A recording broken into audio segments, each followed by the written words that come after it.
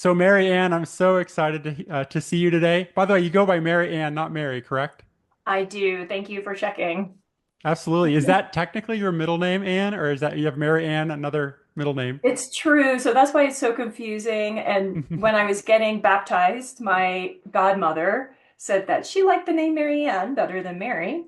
And so that became my name, and it's Oh, what I'm familiar with. Yeah. well, I'm down here in Texas, where Mary Ann is very much a welcome name. So you're in California, right in the mountains. Yes, I am in Mammoth Lakes. It's a Amazing. pretty popular ski town for people from Southern California. Today we're going to be talking about understanding pensions and union benefits, which sometimes people think is very like boring, black and white, quantitative. We're going to explore the fun side of how you, again, you like this stuff and enjoy it. We're going to dig into the fun stuff. So you're the owner of 395 Financial Planning, launched just a month ago. Congratulations. And what is 395? So it's the highway that runs along the Eastern Sierra. So Oh, it connects wow. San Diego. Well, actually, technically, it starts in Lancaster and comes all the way up through Mono and Inyo counties. And I am the That's very cool. only CFP Whoa. in Mono County. So you're advice only, like me. I love meeting more advice only financial planners. So comprehensive financial planning focused on people with pensions who want to learn how to DIY their path to financial independence. And super exciting to see the financial independence side, but also that you've niched down to talking about what's funny. Most people in the fire community, they're like, I don't have a pension. What do I do? And you get to focus on the people who say, but nobody's talking about me. I have a pension, right? Whether like private or a public pension. Your background here says that you're a teacher, principal, district administrator for about 20 years in Los Angeles. You learned something in that role that kind of transitioned naturally into helping people with their pensions now. Yeah, that's my family. That's my community, Los Angeles Unified School District. I worked for them for 20 years. Wow. And my husband, it works in the movie industry. He ran the Universal Sign Shop for 20 years. And yeah, we kind of got to a moment in our lives, midlife, maybe. Some people might call it a crisis. I call it an opportunity You can't to call it a crisis explore. when you live in the mountains. Yeah. Yeah, exactly. And that's when I found the fire movement. Was about my fourth year as a principal, turning around one of the 10 lowest Wow. performing elementary schools.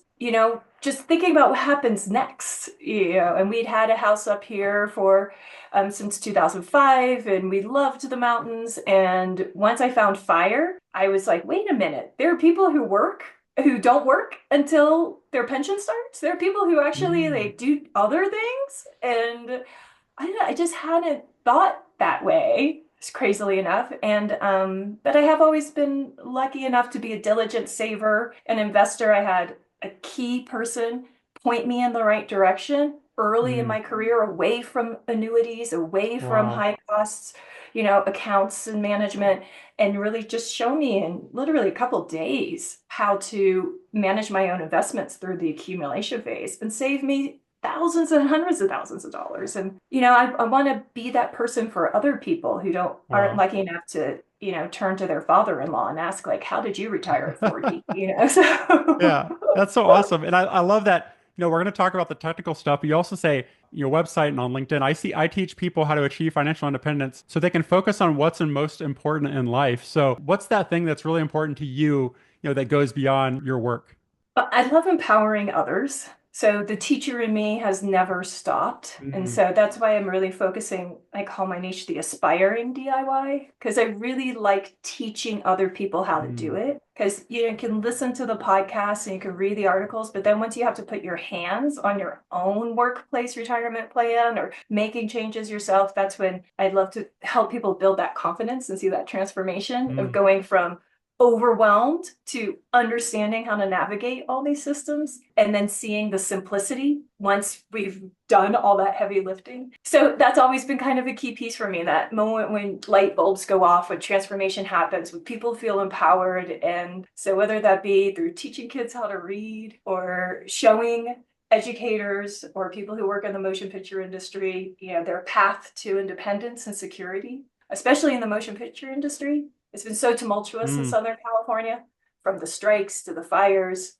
to the industry leaving Southern California, that there's a lot of vulnerability and insecurity. And Mm. so I love to help people see where their strengths are and their opportunities. I love that you're helping the people who, one, have a lot of variability, people with variable income sources, like kind of smooth that out while on the path to, figuring out their pension and union benefits. We've been focused so much in the financial independence community, trying to educate people, hey, wait a minute, defined benefit pension plans are going away.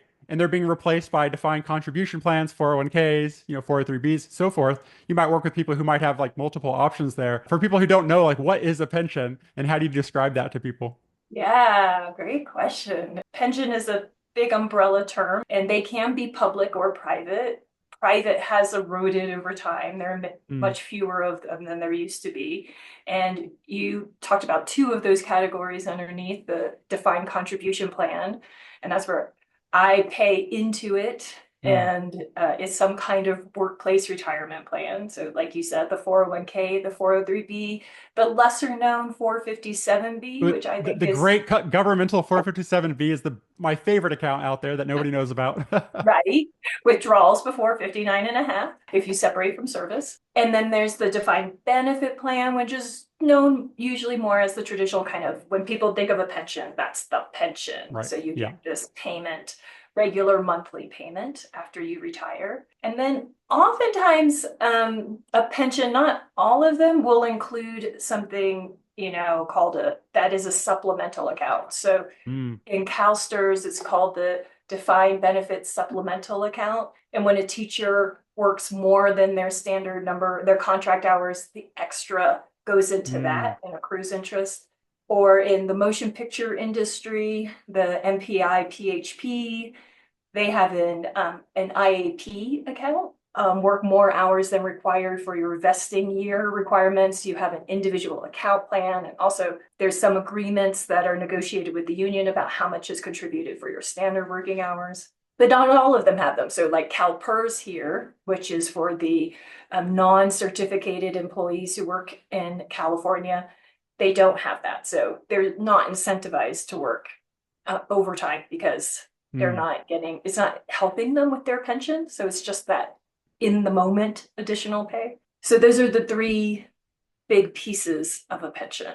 Of the people you're working with, I guess, teachers or working in the motion picture industry, how many of them are like receiving like a standard paycheck where they see like these things coming being deducted in their paycheck? Teachers in MPI PHP see it. And that's often one of the first things we do is look at their paycheck and understand what's being deducted, Hmm. right? And seeing how much they are contributing to their pensions. They often don't recognize that they are actually active contributors to their defined benefit pensions. And then noticing all the other deductions and what they are, that's a different conversation. FICA and who's this FICA lady taking all my money? Yeah. Yeah. Or for teachers, what's this, supplemental insurance plan that I signed Mm. up for in the cafeteria that now has been going on for 5 years? I didn't realize I was still having that deducted. If somebody comes to you and they do have a pension, right? They're not receiving it yet. They're kind of figuring out like, I don't know how this works. Can you help me, educate and empower me for clarity and confidence with my pension? Where do you start that process with them? We've figured out their formula and under Mm, which formula they qualify for. So as unions negotiate and as pensions reevaluate the health of their pensions, they often change their criteria. The calculation for your retirement pension is done with a formula. And so mm, it's really important to know the formula that the client falls under. And then once you know the formula, you can look at the elements that go into the formula. Common elements are pay. And so we'll talk about pay. Where are you on the salary scale? How can you, what's your opportunity to max out your salary? How fast can we get there? And then there's years of service. mhm, How are you feeling about your career? How long do you think you mm. might be there? And then there's your age when you turn on the pension. A little lesser known secret I feel is knowing that you don't the day you retire doesn't have to be the day you turn on your pension. And that Interesting. the longer you can wait and let that age factor grow, then the bigger your pension can be. But often employers will tie their union negotiated retirement benefits to you turning on that pension as young as possible. Right, right. Is that mostly found in the summary plan description, or are there other places where you're grabbing that information? Yes, summary plan description is a great place to start. I always ask for their pension statement, their most recent pension Hmm. statement. Most pensions give their members a statement every year. Usually they have signed up for paperless, and so they don't know that they can log into their pension account and they can find Hmm. the statement. The statement is full of information, and it's also a great place to double check the numbers on file. So CalSTRS, for example, gives an annual statement every July. MPI, PHP, so many P's. MPI, you have to log into your account online and it updates in real time, Hmm. mainly because healthcare benefits are tied to maintaining a base of hours. So the numbers are really regularly updated, so you can monitor that very closely Hmm. in real time. So just looking at creating that account, logging into that account with your pension provider and seeing what information they have on file, including which formula you fall under, and then checking your own records and making sure that all of that is correct. Maybe a little sidebar from Cody here that I've noticed. I work with a lot of teachers who are now really excited. They're in retirement and they're like, hey, they just eliminated the windfall elimination provision Yay. for Social Security for people who worked in like the private and public. Not just that, but also teachers who had like they're a survivor for Social Security, the GPO, the government pension offset. With the elimination of these things, is that something that really excited you as well? Yes. And I actually had a client who that changed their plan, right? So we were Hmm. working on their plan. They were very dependent on the pension benefits for their retirement. The husband was significantly older than the wife, and their mortgage was going to be with them for the first 20 years of their Hmm. retirement. So, at first it was looking like a 100% survivor benefit was going to be what they needed. But then the Social Security Fairness Act passed, and we could knock that down to a 75% survivor Wow. benefit and increase their monthly cash flow. So yeah, it's very exciting. And then And on the flip side retroactive of that, too. Yeah. yeah, yes, I helped a retired teacher last week Mhm. find her $4,000 lump sum So payment and amazing. see her additional payment. Now she won't have to make out-of-pocket payments to Medicare. That's how big of a Hmm. difference it made. And on the flip side, people who still have an opportunity to get those 40 credits. So I always make sure to check teachers' Social Security Hmm. statements. I know you have such a great system for having a conversation around that. Yeah. And, if they're a teacher and they are 4 credits away, often they Hmm. think, oh, so I have to work a whole year. So we talk about, how much you have to earn for per credit and that you can do that Oh, in wow. 1 quarter. You don't have to work a whole calendar And it's a pretty year. small number too, right? And it's like 1700-ish. I guess at the same time, if somebody's about to retire, you're like, you might want to wait just one more semester or something to get that. Maybe a side hustle in retirement or something. Exactly. So a little part-time job. I was talking to one client and she has a very niche specialty in Hmm. doing career technical education at high schools. So she could move to the consulting side of that for a few Oh, years. cool. And she was only 10 credits away from qualifying for Social Security. That's And amazing. and it is a pattern that I see among teachers that their retirement income is very heavily dependent on their pensions. So the Hmm. more income flows we can get going, the more security and options we can give them. Yeah. So, Yeah, I think an important reminder here is that a lot of people think you pay into Social Security as an employee, but also consider like self-employment, whether, as a side ah, hustle or even like kind of your phased retirement or like they call it the encore career and things like that. People who work in the motion picture industry, again, most of us think of like actors and, the people with the cameras running around and stuff. Are most of them actually W-2 or are they like 1099 and having to do self-employment? most of them are W-2, but then they have a 1099 for their kit rental. They'll have a separate business that is just around that kit. So if I'm a camera operator and I'm a Steadicam expert, then I have a camera equipment rental business. And through that business, I can set up all of Oh, the wow. benefits of being. I just started as an entrepreneur myself.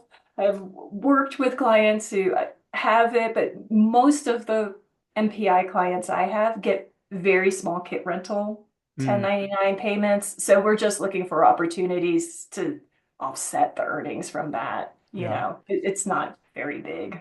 Both teachers and unions, what I found is they provide a lot of great educational resources. Like sometimes their website is full of great education, but with that said, they want to completely avoid giving any investment or like legal or tax advice. So I find that anybody with a pension or a union, even asking like the administrators in some of these, like they don't know how it works either, and they're just guessing. So I love Yeah. that you're providing the space for them to come to somebody. Again, you're not going to, maybe stepping into this a little bit. A lot of teachers are just there's a lot of awareness that 403Bs are notoriously bad about like their fees and administrative charges. It's kind of ironic there's such a lack of education on finances within the educational space. When somebody comes into your office for the first time, have most of them already been like sold something in the past that you have to help unwind? Or is that something that you see less frequently because they're actually coming to somebody like you for education? Unfortunately, I do still hear a lot of stories of teachers who someone came in with a sandwich Hmm. and or a fellow It always teacher starts with a sandwich. a fellow teacher told me about it, or there was a business card in my mailbox, and so I thought it was district approved. Hmm. Um, so we do have to unwind often the 403B. I even had a young teacher who had set up her 403B with Vanguard. She was doing great, and she rolled it over into an annuity. Hmm. And with that 5 year minimum, she was going to have to wait that out before we could take any action. So that's always heartbreaking. So I'm Yeah. trying to work on how to get in there at Hmm. early career teachers, be the Yeah. That's person they talk amazing. to before Yeah. the rest. Because I had one teacher say to me, for example, she was like, we get this wide selection of benefits. Hmm. Inside of those benefits are some great benefits, but no one tells us how to access them or which ones are the good ones. Hmm. So I would love to be that person that just gets them before. Oh, what I love is the ones that find out, they cannot wait to tell their colleagues. Like, I wouldn't be surprised if you're like full capacity quickly because so many people in that community, once they learn from somebody who truly cares about them, not just as a fiduciary, fiduciary on paper, but fiduciary in spirit. I can imagine teachers, especially like sharing the word and helping their other employees when they find out there's an You opportunity. know it. Yes, that's what Yeah. I'm really hoping for and that's why on my website I have one of the transformations from learner to teacher. Is because, Mm. I can't go to every school, all of us that hold the knowledge can't be everywhere. And one of my clients, she's like, all the teachers are coming up to me now and asking me which 403B I should invest in. And I'm like, that's great because I can't be at your school. So it's awesome that they have Mm. you there first. So the more we can raise the base level of Mm. financial literacy understanding among teachers so that they start at a higher place, then we can work on some of the other things because pensions aren't perfect and the Mm. defined benefit that you get isn't perfect. It's really important for teachers to understand the impact of inflation, whether or not they have Mm. COLAs, and how and what that COLA guarantee is, the cost of living Mm. allowance. They have some like standard things that like they all have to have if they're like, qualified and things, but there's like all these little nuggets that you're looking for. So you mentioned cost of living adjustment, the COLA, which I guess on average, like private pensions usually do not have. And then public are like sometimes I've met people who like they don't have one, but they had a meeting recently and they're gonna have one this time. Cost of living adjustments, kind of how you determine if that's part of the plan. And then also like what are some other nuggets that you're searching for? For MPI, lack of mention is how you find it. So pouring through Mm. the program documents and trying to find, whether or not there's a mention of it. The interesting thing about MPI is every so often the payments have been increased as an outcome of a union negotiation or Mhm. even a strike, because they recognize the eroding power, There purchasing needs to power. be an annual strike for that annual COLA, right? Right. Yeah, so that's why it's just so important if you to save in addition to your pension. MPI also contributes to Social Security, so they do get that benefit. CalSTRS, California Teachers Retirement System, it's funky. It's really funky. So it's like you get your first year's pension, the second year you get 2% of that. And that same amount, that same calculated 2% is added every year. So it's not compounded. But then once your purchasing power erodes to 85% of what it was when you retired, then you get a quarterly supplemental check to Oh my bring you gosh. back up to 85%. Who created this stuff, right? Yeah, it could have just been like a, 1.5 or 2% annual thing, but like, no, let's make it more complicated so that you have to hire Mary Ann to figure it out, right? Right. Yeah, so I often work as my teachers, like, practice living at 85% of your lifestyle or Hmm. save up the difference because that's the way it's going to be once you retire after a few years. And then for MPI, it's very important that we have this savings because your purchasing power is eroding. Hmm. So you need to make up that gap through your own investments and your own portfolio. Some people who are paying into a pension or their employer's paying in, they don't know it's there. That's number one. The second is if they know it's there, they think like, oh, I'm already saving for retirement, so I don't need to save somewhere else. How do you think about the pension alongside like some of those supplemental like savings options, 403(b), 457(b)?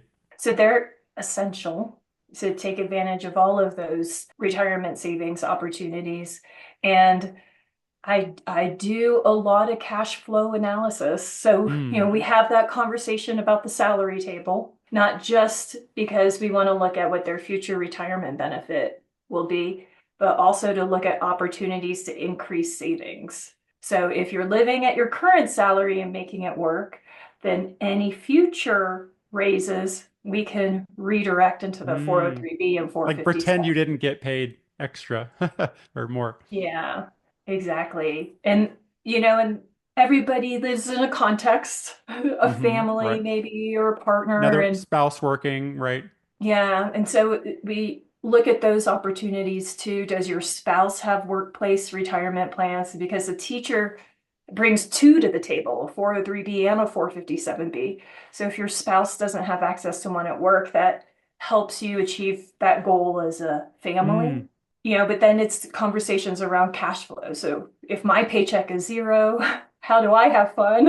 Yeah, right. Especially if you're not doing And money together, right? That's really difficult. yeah, and setting up systems for that to work without feeling like one spouse is asking the other spouse for an allowance. Hmm. And a lot of times, we'll talk about, especially teachers lower on the salary scale, so either new to the profession or Hmm. new to the profession and younger, starting with a traditional brokerage account, IRA, whether that be Roth or Hmm. traditional, because the pension is taxed as ordinary income, really looking carefully at the tax Hmm. considerations.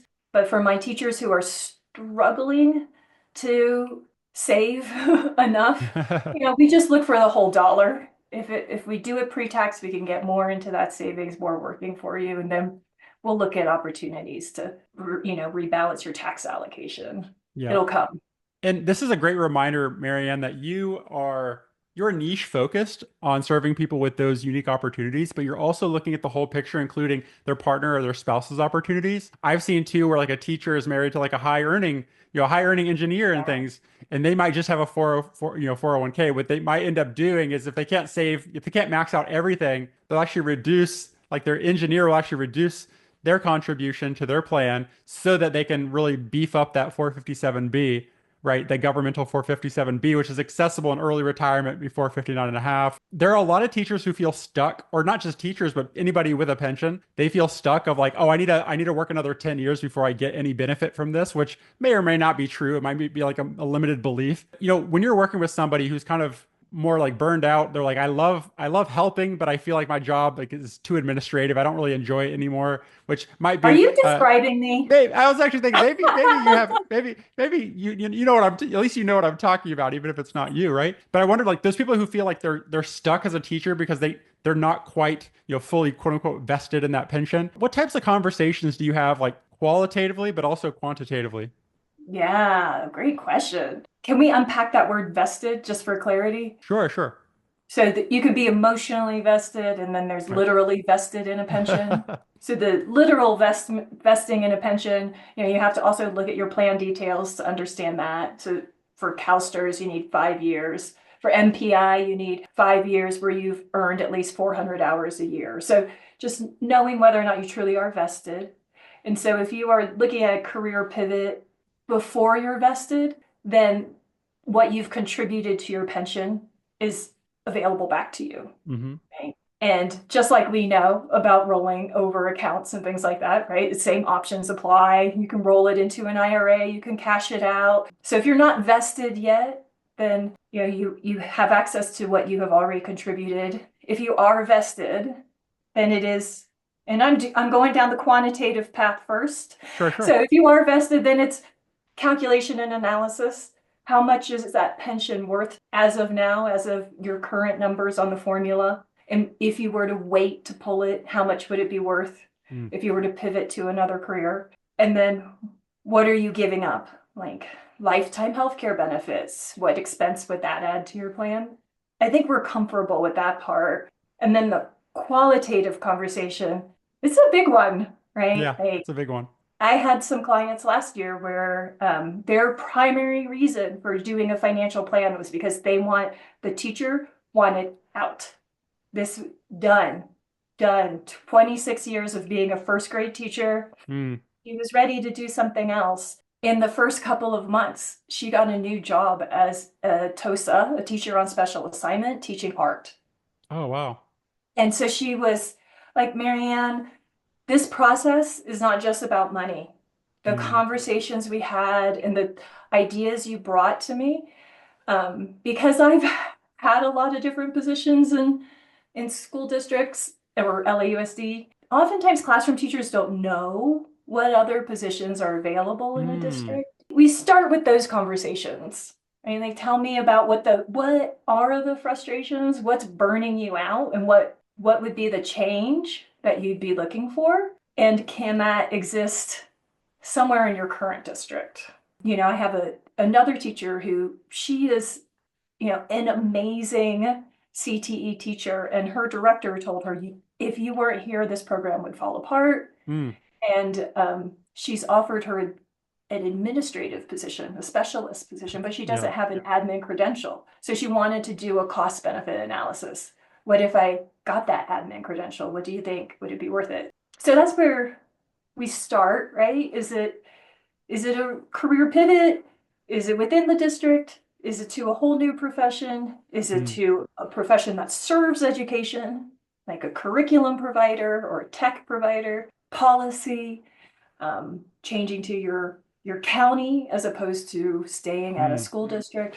So there's a lot of opportunities that sometimes teachers don't know exist even within their geographical area. And then every so often I do have teachers who are done. They either come to me Mm. already done. I haven't had a teacher leave the profession while working with me. They've all found something, but I have had ones who have a CalSTRS account and they don't know whether or not they should cash it out. Right, And so right. then we'll do an analysis of what the present day value of it is and whether or not it's a fit for them to keep it or not. The potential ability to stay within the system, but within a different role. I think that's an undervalued concept. You only imagine yourself doing something that you see, right? So if you're a teacher, like if you're like really narrow in your focus at work as a teacher, working with third graders, right? You might think kind of your only opportunity is to work as an elementary school teacher. It's similarly, I think about medicine. Some people have been like an emergency physician for like 20 years and they're like, oh, like the only thing I could do is like what I've been doing forever. But in reality, there's like an administrative or a teaching role. I just love that you're giving us ideas, like not necessarily just how to serve teachers in California. If we just step back and say, hey, like this might apply to clients I'm working with in multiple industries. Do you have any insight on kind of like how big the union industries are? Worked with about 6 or 7 school districts and about 4 university or community colleges, and their unions are very different. Hmm. So, each UC is huge. Right. LAUSD is huge. And then I've worked with some school districts that have not much influence in their negotiations. So unions are important because one of the main things that they negotiate is retirement healthcare benefits. Hmm. And since you max out your formula in years, usually at 30, if you start teaching at 22, at 52, you are looking at retiring and Medicare is a long way off. So Mm. those union negotiated retirement healthcare benefits that bridge the gap between your retirement and Medicare are really important and make a Yeah. big difference. Reading, so that's another fun thing I get to do is read union contracts. I love it. And how they're changing every time they meet. Yeah. Yeah, exactly. And letting people know like this is your contract today and this is Mm. what we can plan for today, but your retirement is 5 years away and there's a whole nother negotiation that's going to happen between now and then. So make sure, this is written in sand. I think a lot of people, watching this presentation might be like, "Hey, let's talk about like pension distribution, like kind of choosing your payout, right?" So there's like Yeah, lump sum and various survivor, yes, 100%, 75, 50. There's also the, with periods certain, right? A lot of people like yes. that idea is like, I want to make sure I at least get paid for 10 years, even if I don't outlive that. What's kind of like your step-by-step order of operations for, which pension strategy might we choose for actually claiming our benefit? So once you get close to actually drawing your pension, that's when you choose whether you're going to get it just for your life, whether or not you're going to add on a survivor benefit. And then for some pensions, if you outlive your beneficiary, the survivor beneficiary, whether or not you add on an MPI, it's called the pop-up benefit, so Mm. that after your survivor predeceases you, the pension pops up to what it would have been if you'd Oh, never that's selected that amazing. I like benefit. that. Yeah, and CalSTRS embeds that in their survivor benefit. So the first thing is to look at the dependence on pension cash flow. Mm. So, I have families that come to me, I am working with one administrator and she has been working for LASD for 33 years. She has max out, nice big salary right now. Her and her husband's retirement is riding on her pension benefit. Mm. So, and she is not eligible for Social Security. She has like 10 quarters left or something.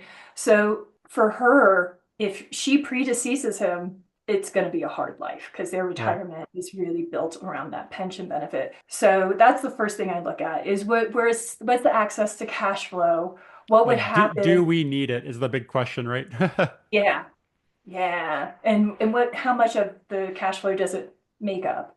And then I look at that supplemental account because for pensions that have that defined benefit supplemental account, it also has options for payout. So you can cash it out.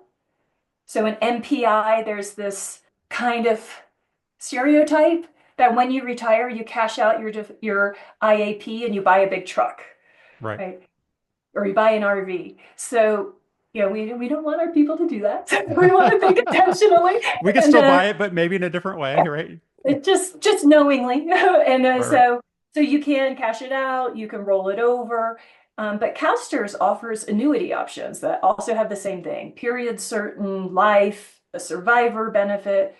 And they have this nice little middle of the road one that I've liked lately where you can get 9 years period certain. And so it's a high benefit with a guaranteed rate of return of 6% when you calculate it out.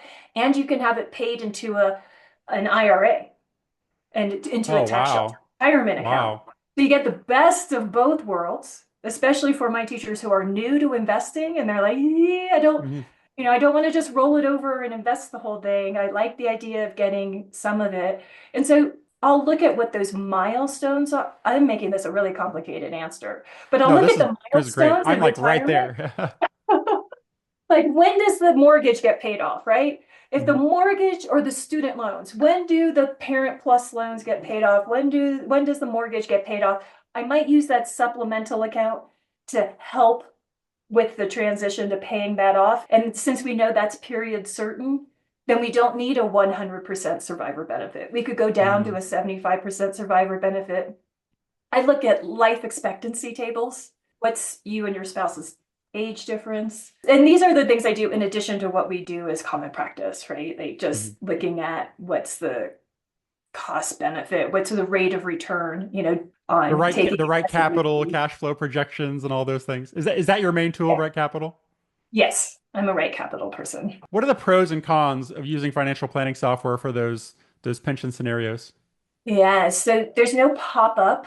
in right capital assumes, right, whatever day you say someone's going to die is when they're going to die conveniently. So if there, if we've chosen a survivor benefit and there is a pop-up that's going to happen because Hmm. the spouse is older, then you have to manually add that in so that the monthly pension goes up. If it's a simple increase in COLA as opposed to compounding, then you have to calculate what that looks like. So like the 2% CalSTRS with the 85% protection, when I use an algebraic calculator to see what that would be as a Oh, number wow. compounded, it's actually 1.44%. So I can put that in the card.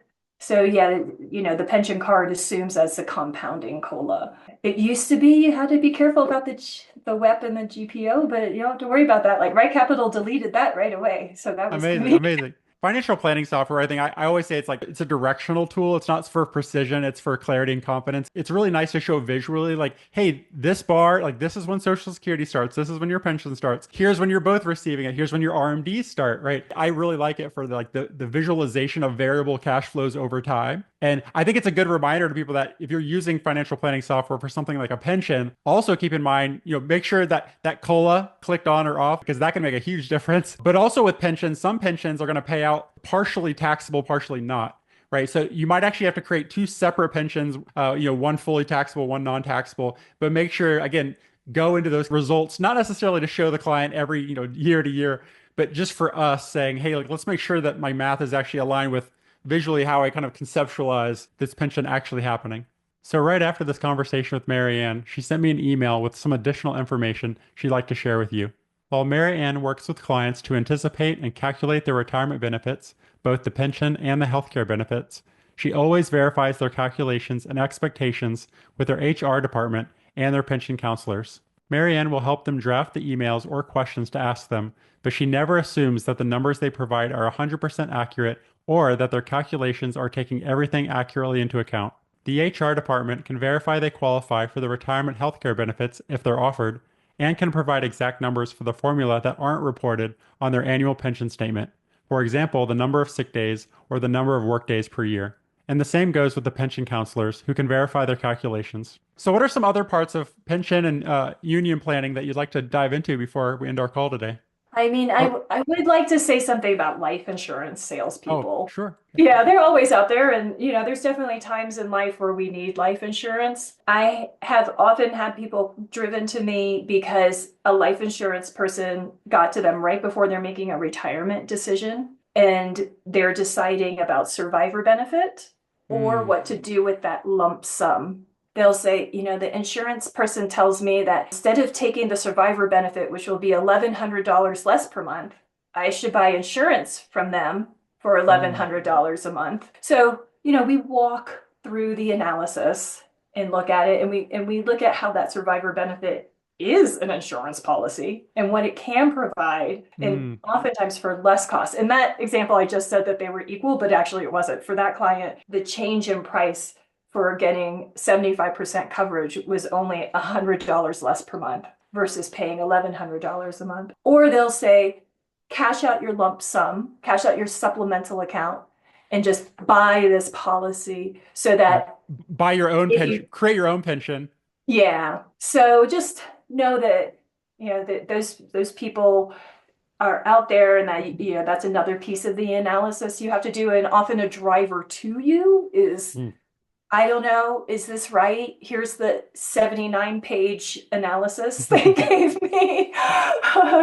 What do you think? So I Yeah. would just watch out for that. Using an extended metaphor here, analogy, it's kind of like sometimes like having a pension and going to an insurance salesperson to start. It's kind of like driving a Toyota into a Ford dealership and saying, "What do you think about my Toyota?" They're like, "Hey, I think that you should buy a Ford," right? So it's like it's all like, of course, there's the incentive to like sell what they sell for compensation purposes. We say, don't let the product lead the plan. If anybody watching this doesn't know, advice only financial planners, one of the nice things about advice only financial planning is that they can come to work with us with only being sold the financial planning, the process. If there is a need for permanent life insurance, we can connect them to somebody to ensure that just like whether it's some people call it like the quarterback and you have like your different players on the Yeah. field, but advice only, like I've always liked the idea of I can tell somebody there's a need for permanent life insurance or for a reverse mortgage or an annuity without their implementation of that strategy influencing my compensation. And when I tell somebody that they need life insurance or disability insurance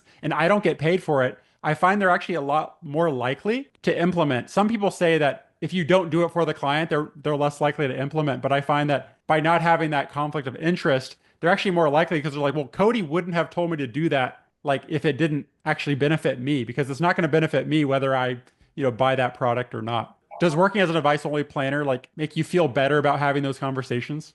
100%. Yes. I love knowing that I can always be in someone's best interest. I have no horse in the game. My only goal is the client's confidence and security and knowledge and empowerment, Mm, and there's so many people that teachers especially interact with that have another agenda, or they only know what they're selling, and so mm, they do think that is the best solution. They don't know what else is out there. So I like being able to be an alternative voice that really I'm not saying it for any other reason mm. except this would be best for you. Including sometimes I get to places with teachers where I've taught them how to set up their plan, their 457B, their 403B. Because I come from LAUSD, I know how to access the salary deferral system. I can walk them through that. I've got them all set up and I can even say goodbye. Come see me in a year. I don't believe there's anything such thing as like no conflicts of interest, but I find that with what you're doing in your niche, I would say most teachers, if they knew you existed, they'd want to work with you because you truly are just saying, hey, like I'm only here to give you to be a teacher, right? I always say that Yeah. financial planner's job primarily is to be a personalized educator to help you make your own well-informed decisions. And I love that you're doing that. And by the way, how long ago did you decide like advice only was kind of like the route that you wanted to go? So I was working at a small RIA before I launched Mhm. my own firm, and they had the whole portfolio of services from AUM, tax preparation, even to hourly. And so it was great. And I was coming in just as a DIYer. I'm very appreciative for the firm. They're a great firm. And I'm very appreciative to have been able to directly experience that wide spectrum. And I found for me, the biggest boost was the interaction with people, talking Mm. them through what was going on in their life, what were their goals, helping them look under every rock and find things. There's nothing better than I like finding money. I'm like, what did I found Well, today? you went to Thousand California for dollars. the gold rush, right? Yeah, exactly. Yeah. And then helping them build confidence, teaching them about investing, teaching them about index funds, and then helping them open that Fidelity account. So that was the part I loved.